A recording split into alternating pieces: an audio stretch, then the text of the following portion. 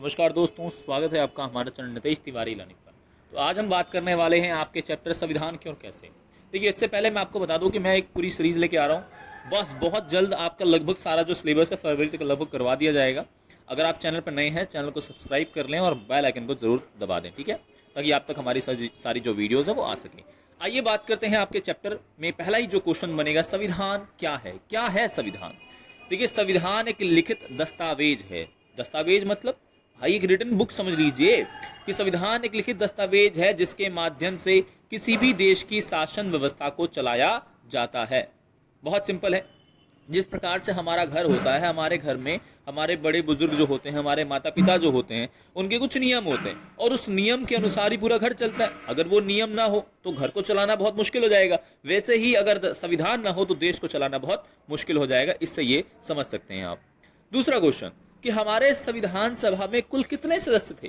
तो हमारे संविधान सभा में कुल सदस्य थे 389 सदस्य थे, जिसमें से 292 ब्रिटिश प्रांत, 93 देसी रजवाड़े और 4 चीफ कमिश्नर के क्षेत्र। हम बात करते हैं, क्या यह सदस्य संख्या हमेशा बनी रही? क्या सदस्य 389 हमेशा रहे? आंसर है नहीं।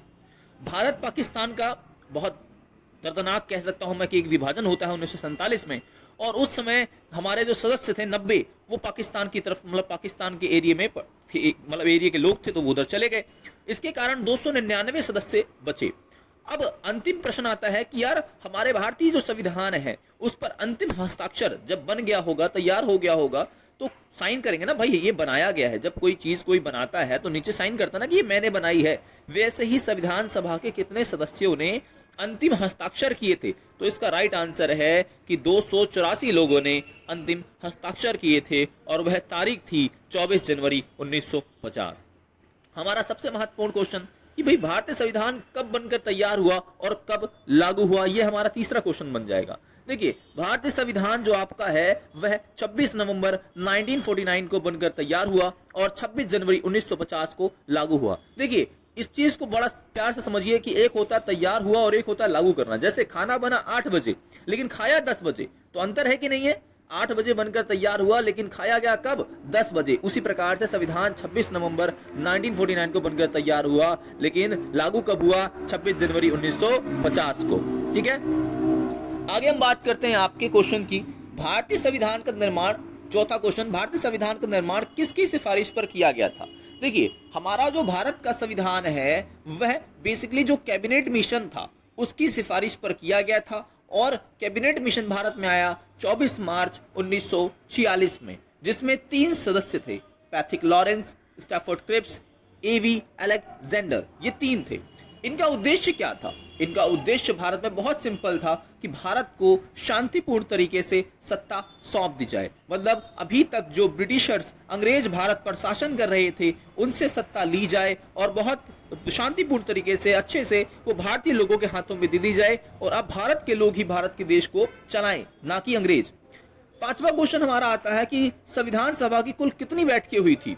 देखिए, बहुत सिंपल है। आपकी जो संविधान सभा है उसकी कुल बैठकें 166 हुई थी। कितनी? 166, जिसमें से 3 बैठकें महत्वपूर्ण थी जिनको हम अगली वीडियो में डिस्कस करेंगे।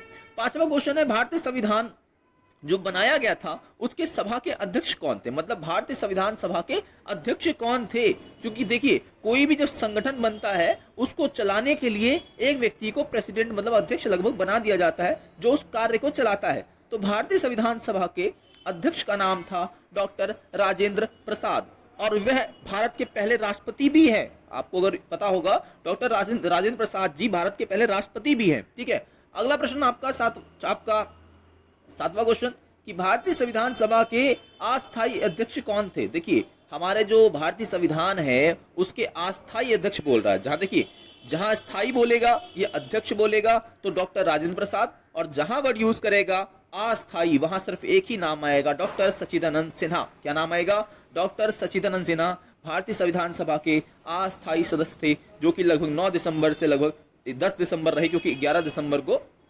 हमारे राजेंद्र प्रसाद जी 1946 में बन गए थे अध्यक्ष संविधान सभा के।